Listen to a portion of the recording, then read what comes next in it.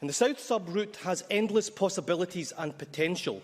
Reinstating the South Sub could act as a catalyst for an integrated transport plan for Edinburgh, one that is truly fit for the 21st century, one that our capital city both needs and deserves. The station at Gorgie could serve Heart of Midlothian Football Club, Craiglockhart could serve Napier University, Blackford and Newington, the University of Edinburgh, and a new link to the Edinburgh Royal Infirmary, stemming from the current South Sub station at Cameron Toll, would vastly improve the transport options for both patients and NHS staff and would serve the ever-expanding BioQuarter. Politicians calling for the reinstatement of the South Sub have come and gone. Indeed, I am reminded of the train journey on the South Sub line that was organised by Lawrence Marshall in 2000, which included former MSPs Margot MacDonald, David McCletchie and Robin Harper. I can't be alone in thinking what a fantastic journey that must have been, in the company of three of the best politicians this Parliament has produced. Who knows if their journey that day was on track or whether it went off the rails. However, I am pleased that the cross-party consensus that was alive that day has continued to the present day. I have always been convinced that there has been a good case for reopening the line.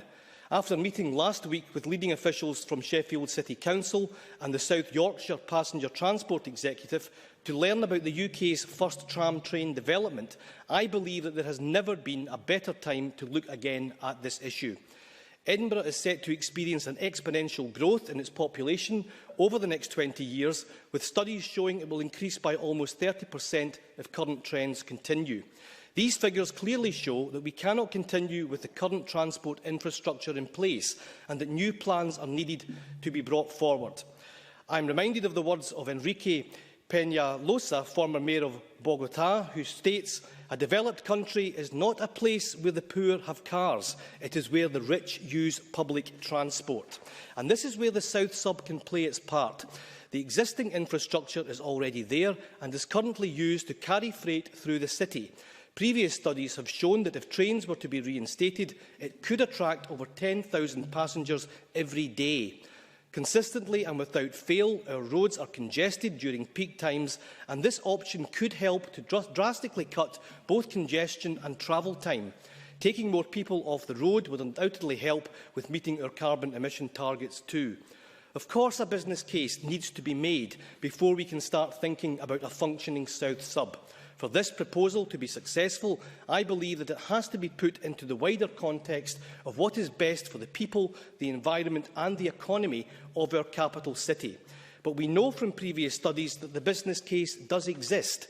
Journey times from Haymarket to Cameron Toll is, according to Travel Line Scotland, between 25 to 32 minutes.